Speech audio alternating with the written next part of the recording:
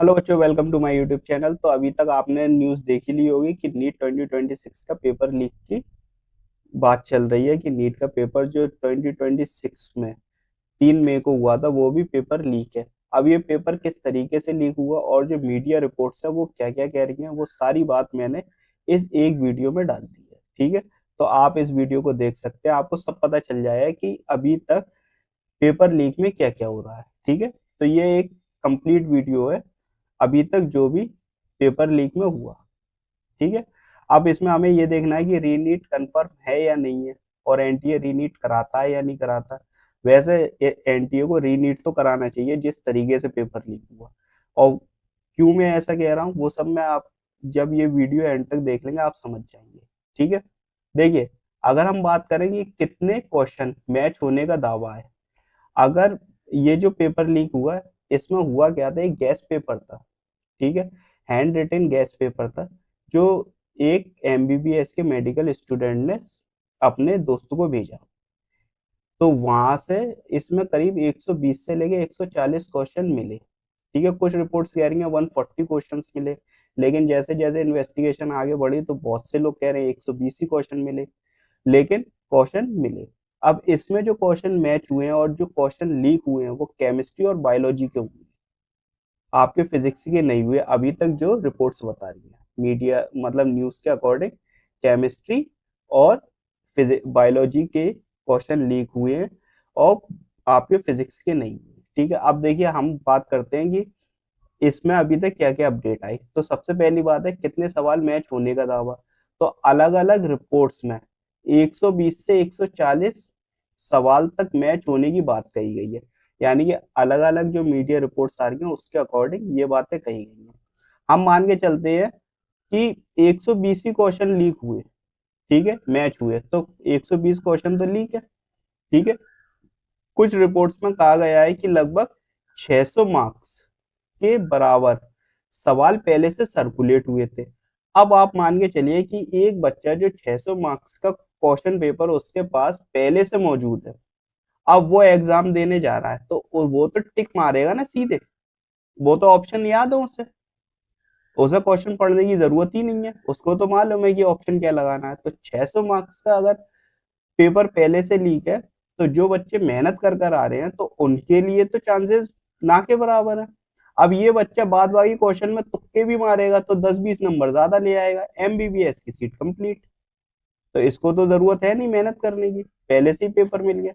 ठीक है, तो 600 मार्क्स के कुछ मीडिया रिपोर्ट्स कह रही हैं कि 600 मार्क्स के बराबर सवाल पहले से सर्कुलेट हुए थे। तो ये वाली बात जो चल रही थी वो मैंने आपको क्वेश्चंस की बता दी, कितने क्वेश्चन लीक हुए हैं, कितने मार्क्स का पेपर लीक हुआ है। ओके, तो यहाँ तक जो अभी तक बातें चल रही थी वो सब आपकी क्लियर हो गई होंगी। अब बात करते हैं कि इन्वेस्टिगेशन कहाँ चल रही है। अब राजस्थान की जो एसओजी है, स्पेशल ऑपरेशन ग्रुप है, पुलिस का, जांच कर रही है। तो इन्होंने इन्वेस्टिगेशन में देखा राजस्थान, उत्तराखंड, महाराष्ट्र और केरल तक जांच फैलने की खबर आई है। यानी कि अब इन्वेस्टिगेशन आपके राजस्थान में थी, अब राजस्थान से चलकर उत्तराखंड पहुंची, महाराष्ट्र पहुंची, केरल पहुंची। ठीक है, तो आपकी 4 स्टेट ही हो गई। तो 4 स्टेट में आपकी अगर इन्वेस्टिगेशन हो रही है तो कॉमन बात है, बच्चा भी कह सकता है कि 4 स्टेट तक पेपर लीक हुआ है। सोशल मीडिया पर क्या हुआ है, सोशल मीडिया की अगर हम बात करें तो एग्जाम से पहले, जो एग्जाम से पहले आपके टेलीग्राम व्हाट्सएप पर पेपर लीक हुआ और गैस पेपर वायरल हुआ। अच्छा, इसे पेपर लीक ही माना जाएगा और गैस पेपर भी। ऐसा मैं क्यों कह रहा हूँ, क्योंकि ये जो गैस पेपर था ये 410 क्वेश्चन का था, जिसमें से एज इट इज 120 से 140 क्वेश्चन सेम आए हैं, सेम ऑप्शन, सेम क्वेश्चन जो लिखा हुआ था सेम डिटो आया है। ठीक है, तो इसीलिए ये पेपर लीक में आया। तो आप पेपर लीक या गैस पेपर कहना बात एक ही है। तो ये बात हुई। राजस्थान एसओजी की जांच में पता चला कि एक गैस पेपर या handwritten question bank exam से पहले सर्कुलेट हो रही थी। अब ये जो गैस पेपर था ये नहीं था कि जो आपका पेपर था वो प्रिंट करके सर्कुलेट हो रहा हो, किसी ने लिया हो पेपर निकाला हो प्रिंट करा हो चल रहा हो, नहीं, ये हैंड रिटन था, यानी हाथ से लिखा हुआ गैस पेपर सर्कुलेट हो रहा था। यह मटेरियल मुख्य रूप से राजस्थान के सीकर इलाके से सर्कुलेट होने की बात सामने आई। अब मैंने आपको बताया था जो कैरियर काउंसलर होते हैं, उन्होंने उनका जो ऑफिस था, जो इससे पहले वाली वीडियो में मैंने आपको बताया था, वो सीकर के पिपराली रोड पर था, एक बड़ी कोचिंग के सामने। तो ये जो सर्कुलेट हुआ है पेपर, तो ये इसका जो सर्कुलेट होने का मुख्य केंद्र था, यानी मुख्य रूप से राजस्थान के सीकर से ही हुआ है, यानी सीकर इसका मेन पॉइंट था पेपर लीक होने का। रिपोर्ट्स के अनुसार ये पीडीएफ गैस पेपर व्हाट्सएप और टेलीग्राम ग्रुप्स पर फैलाया गया। तो ये टेलीग्राम और व्हाट्सएप ग्रुप पर फैलाया गया। और कुछ रिपोर्ट्स ये भी कह रही हैं कि इनक्रिप्टेड फाइल्स में गया है पेपर, सर्कुलेट हुआ है। क्योंकि आप न्यूज देखोगे तो अगर आपको पेपर लीक की न्यूज देखनी है तो आप 5-6 न्यूज एक साथ देखना, तब आपको पता चलेगा कुछ लोग अलग बात कह रहे हैं, कुछ अलग। मतलब जिनके पास जो भी आ रहा है तो वो थोड़ा थोड़ा ऐड करते जा रहे हैं, यानी कि वो अपने अकॉर्डिंग भी सही है। लेकिन हम लोग जो देखते हैं तो हम सारी बात इस वीडियो में डाल रहे हैं कि कैसी कैसी बातें आई हैं। कुछ जांच रिपोर्ट में साउथ इंडियन कनेक्शन और मल्टी स्टेट नेटवर्क की भी बात आई है, यानी कि साउथ इंडियन कनेक्शन है और मल्टी स्टेट नेटवर्क का मतलब हो गया जिसमें राजस्थान, देहरादून, महाराष्ट्र आदि जगहों की जांच हो रही है। तो यानी कि ये मैंने आपको बताया 4 स्टेट में पहले था, तो मल्टी स्टेट हो गए, इसके अलावा और भी स्टेट हो सकती हैं। अब ओरिजिन की बात करें कि भाई गैस पेपर आया इतना सटीक, इसे बनाने वाला कौन था और इसे भेजा किसने आखिर। तो जो राजस्थान की एसओजी की जांच के अनुसार लीक की शुरुआत एमबीबीएस के छात्र से हुई थी। इसने 1 मई 2026 को व्हाट्सएप के जरिए 410 प्रश्नों का एक प्रश्नावली गैस पेपर राजस्थान के सीकर में अपने एक मित्र को भेजा था। यानी कि इसने जो गैस पेपर था 410 का, ये मेडिकल का स्टूडेंट है एमबीबीएस का, इसके पास पेपर आया, इसने 410 प्रश्नों का जो गैस पेपर था वो अपने राजस्थान में एक दोस्त को भेजा, सीकर में जो इसका दोस्त था उसे भेजा। सीकर कनेक्शन। अब ये सीकर कनेक्शन कैसे हुआ? यह जो मित्र सीकर में एक पीजी था, आवास चलाता है, वहां से यह पेपर कोचिंग सेंटर जो बच्चे रुकते हैं अपने प्रिपरेशन करने आए, पिंग गेस्ट में स्टे करते हैं, अन्य पीजी हॉस्टलों और छात्रों के व्हाट्सएप ग्रुप में जंगल की आग की तरह फैल गया। यानी आप मान सकते हैं वहां से पेइंग गेस्ट में पहुंचे, पेइंग गेस्ट वाले ने वहां पर जो बच्चे रह रहे थे उन्हें दिया होगा, तो वहां से उन बच्चों ने और सर्कुलेट करा, मतलब एक तरीके से आप मान सकते हैं चैन बन गई। तो चैन बनती चली गई है। तो ये जंगल की आग की तरह फैला है पेपर। पहचान। अभी तक जांच एजेंसियों ने इस छात्र के नाम का आधिकारिक खुलासा नहीं किया है, लेकिन उसे चूरू का निवासी और केरल का मेडिकल छात्र बताया गया है। यानी केरल से एमबीबीएस कर रहा है और चूरू का निवासी है। एसओजी अब यह पता लगा रही है कि इस छात्र के पास परीक्षा से पहले ये सटीक प्रश्न कहाँ से आए थे। भाई पता लगाओ, इतने सटीक क्वेश्चन कहाँ से आ रहे हैं। क्योंकि आपको तो पता है एनटीए ने जो पेपर कराया वो तो बहुत सिक्योरिटी के साथ कराया, एनटीए ने दावा भी करा और एनटीए ने अपने टेलीग्राम वो एक्स पर ये भी पोस्ट करा था कि ये कोई आपके इंटर का या आपके यूनिवर्सिटीज के पेपर नहीं है, तो आप तैयारी के साथ आए। तो एनटीए के उसने भी बहुत हड़कंप मचाया था, तो इतने बच्चे डर गए थे, पैनिक हो गए थे। उसके बाद भी बहुत अच्छे मार्क्स आए बच्चों के। आपने देखा होगा ज्यादातर, जहां तक मेरा आइडिया है, 20 से 25 बच्चे तो इस एग्जाम को देने के बाद 720 में से 720 ला रहे हैं। उनकी कोचिंग वालों ने तो पहले से ही जश्न मना दिए कि 720 में से 720 ला रहे हैं। फिर दूसरी मैंने कुछ वीडियोस और देखी, उसमें कुछ बच्चे ये कह रहे हैं कि बायो तो इतनी आसान थी कि हमने 15 मिनट में कर दी। भाई 90 क्वेश्चन है बायो के, 15 मिनट में आप पढ़ नहीं सकते। और पेपर को जितना इजी बताया जा रहा था, सोशल मीडिया पे सर्कुलेट हो रहा था कि पेपर बहुत इजी है, बहुत इजी है, तो भाई पेपर आपने देखा है, पेपर मॉडरेट था। इजी पेपर और मॉडरेट में फर्क होता है। तो ये जो आपका पेपर था मॉडरेट था, इजी नहीं था। साफ कहा जा रहा था 2025 से इजी है लेकिन 2024 से टफ है, तब भी इसकी कट ऑफ इतनी कम नहीं, इतनी हाई नहीं जाती। लेकिन जितनी हाई कट ऑफ जा रही है उस अब कट ऑफ भी कैसे बताई जाए जब बच्चे सब कह रहे हैं कि पेपर इजी है। 720 वाले 20 से 25 बच्चे हैं तो कट ऑफ भी हाई जाएगी। अब जो बच्चा पूरी साल मेहनत कर रहा है, बहुत से तो ड्रॉपर हैं 3-3 4-4 साल के, उनको उम्मीद है कि इस साल हो जाएगा, लेकिन जब उन्होंने देखा कि पेपर की स्थिति ऐसी है कि बच्चे टॉप मार रहे हैं तो वो सोचने पर मजबूर है कि पेपर इजी कैसे है। तो आपको ये भी तो देखना पड़ेगा ना कि पेपर इजी आ रहा है, और जब एनटीए इन्वेस्टिगेशन कर रहा है तो पूरी तरीके से करे कि कौन कौन बच्चे इजी बता रहे हैं, कहाँ से इजी है पेपर। जिसने पेपर बनाया है उससे तो पूछो कि पेपर इजी है या नहीं। वो भी अपने ऊपर शक कर रहा होगा कि यार इतने इजी पेपर मैंने कब से बनाने लगा। 2025 में जिस बंदों ने पेपर बनाया, टीचर्स ने, प्रोफेसर्स ने पेपर बनाया इतना टफ, अब उनसे वो उन्होंने ही ये पेपर दोबारा बनाया होगा। अब 2026 में पेपर हुआ तो वो भी अपने ऊपर डाउट कर रहे होंगे कि हमने इजी बना दिया। तो पेपर तो आपका इजी था नहीं। ले 15-15 मिनट में बायो अगर कोई कर रहा है तो ये तो सोचने वाली बात है कि 15 मिनट में बायो हुई कैसे। तो बहुत सी चीजें हैं जो आपको सोचना चाहिए।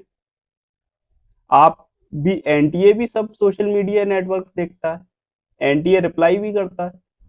अगर एनटीए से आप कोई कमेंट करो, आप कोई वीडियो भेजो, एनटीए आपको रिप्लाई भी करेगा। तो एनटीए के पास भी तो ये जाती होंगी शॉर्ट्स वगैरह, रील से जाती होंगी कि भाई 15 मिनट में पेपर हो रहा है। एनटीए को खुद देखना चाहिए कि हमने इतना इजी पेपर बना दिया कि 3 घंटे में तो 15 मिनट में बच्चे ने बायो कर दी, और वो दावा कर रहा है 720 आ रहे हैं। और बच्चे की शक्ल तो देखो कि 15 मिनट में बायो हो सकती है।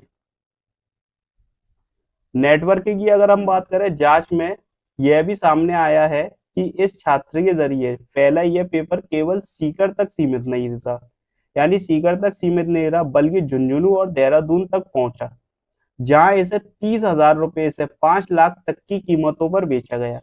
ठीक है। अब मीडिया रिपोर्ट ये कह रही है कि ये जो पेपर है आपका 5 लाख से लेकर 30,000 रुपए तक बिका है। ठीक है। 5 लाख से 30,000 बिका है। और एक मीडिया रिपोर्ट ये भी कह रही है कि पेपर 20-20 हजार का बिका है एग्जाम की रात को। एग्जाम से एक दिन, एग्जाम जिस दिन था उससे एक दिन पहले रात को ये 20-20 हजार का ही बिका है। तो 5 से 2 लाख रुपए के बीच में, मतलब जैसे भी सौदा हुई है पेपर बिका है अच्छी तरह। तो ये सारी जो रिपोर्ट्स है ये सब आई हैं। अब इस पे एनटीए ने अभी तक कोई रिप्लाई नहीं दिया, क्योंकि एनटीए ने जो रिप्लाई दिया था वो आपका 10 मई को दिया था, और एनटीए ने उसमें कहा था कि अभी हम जांच कर रहे हैं। और जिस तरीके से पेपर हुआ था उससे लग रहा था पेपर लीक होने के चांसेस ही नहीं है, क्योंकि ना कोई खबर आई ना कोई बात आई। लेकिन एकदम से ये बातें आई कि पेपर आपका हाई लेवल पे लीक हुआ है। तो अगर इसकी माने तो एनटीए को तो रीनीट कराना चाहिए अच्छी तरह, और दोबारा से रीनीट कराए। अब देखो दिक्कत इसमें क्या आएगी, रीनीट अगर होता है तो जिन बच्चों का सिलेक्शन हो रहा था और जो मेहनत से पढ़े थे उनके लिए तो दिक्कत है भाई। जो बच्चे, मैं ये नहीं कह रहा कि सबके सबके पास पेपर पहुंच गया, हर बच्चे के पास पेपर नहीं पहुंचे। कितनों के पास पैसे होंगे भाई, 5 लाख से 30,000 रुपए में पेपर बिक रहा है। लोग फॉर्म भरने के लिए तो पैसे ला नहीं पाते, कैसे कैसे एडजस्ट करते हैं गरीब बच्चे, और वो इंतजाम करके अपना फॉर्म भरते हैं। तो आप मान के चलिए कि अगर पेपर लीक हुआ भी है तो हर बच्चे के पास पेपर नहीं पहुंचा, और जिन बच्चों का सिलेक्शन हो रहा था उनके सिलेक्शन में अगर ये रीनीट कराते हैं तो उनको डर रहता है कि भाई पेपर अब हमारे हिसाब का नहीं आया तो, और हम उसे हैंडल नहीं कर पाए। लेकिन अगर इस लेवल का पेपर लीक है तो मेरा मानना यह है कि रीनीट होना चाहिए। जो बच्चे पहले से सिलेक्टेड थे इसमें तो वो दोबारा भी सिलेक्ट हो सकते हैं, वो घबराए नहीं, क्योंकि अगर रीनीट होगा तो उसमें आपको टाइम दिया जाएगा, तो आप अच्छी तरीके से अपनी प्रिपरेशन करें। लेकिन एनटीए रीनीट कराए ये बड़ी बात है। एनटीए कोई ना कोई ऐसी बात ऐड कर देता है कि जिससे रीनीट नहीं होता। पहले क्या होता था कि अगर एक बच्चे ने भी एग्जाम चीटिंग से कराए तो कोर्ट कहता था या वो संस्था कहती थी कि आप री एग्जाम कराएं।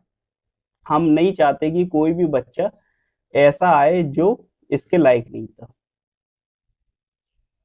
एआईपीएमटी था, पेपर लीक होता था, उसको डाउट है कि हाँ पेपर लीक है, और और AIPMT ये भी जानता था किन सेंटरों पे हुआ, लेकिन फिर भी AIPMT वो पेपर री एग्जाम कराता था। NTA संभाल तो पा नहीं रहा, हर साल का ड्रामा है NTA का, नीट में कुछ ना कुछ पंगा रहता है। तो बेहतर यही है कि NTA कह दे कि भाई अपने बस की नहीं है एग्जाम कराना, ये आप उठाकर AIPMT को दे दो, या IIT जो कराते हैं, IIT का आपने देखा होगा पेपर लीक नहीं होता, IIT वालों को पकड़ा दे कि भैया आप ही नीट कराओ, तो वो ज्यादा बेहतर है। तो वो IIT वाले अपने अकॉर्डिंग करा लेंगे, और उनका सिस्टम तो इतना अच्छा है IIT वालों का कि उनके तो पेपर लीक होती ही नहीं है। उनको अगर ये भी लगेगा कि एक क्वेश्चन भी लीक हो गया तो वो तो दोबारा कराएंगे। तो सबका अपना अलग अलग सिस्टम है, इन NTA नहीं संभाल पा रहा। आप इतनी अच्छी फीस लेते हो, लेकिन आपके कहीं ना कुछ गड़बड़ होती है, और हाई लेवल पे होती है, कोई छोटी मोटी नहीं होती।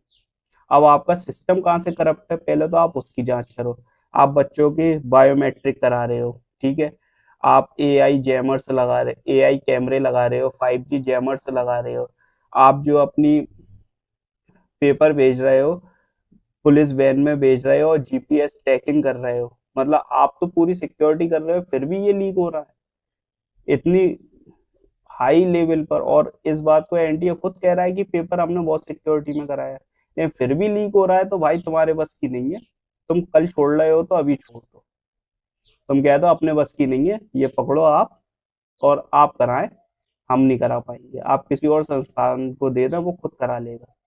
आपके अलावा जो भी एग्जाम कराएगा वो बेहतर ही कराएगा, क्योंकि आप तो काफी सालों से बहुत अच्छा एग्जाम करा रहे हैं। तो बेहतर ये है कि आप किसी और संस्थान को दे दें कि हमारे बस की नहीं। तो ये सारी जो बात थी वीडियो में वो मैंने आपको बता दी, जितनी भी मीडिया रिपोर्ट्स आई थी वो सब मैंने आपकी इस वीडियो में ऐड कर दी। तो अगर आपको कोई डाउट है या क्वेश्चन है तो कमेंट करें, वीडियो को लाइक करें, शेयर करें और चैनल को सब्सक्राइब करें। And thanks for watching.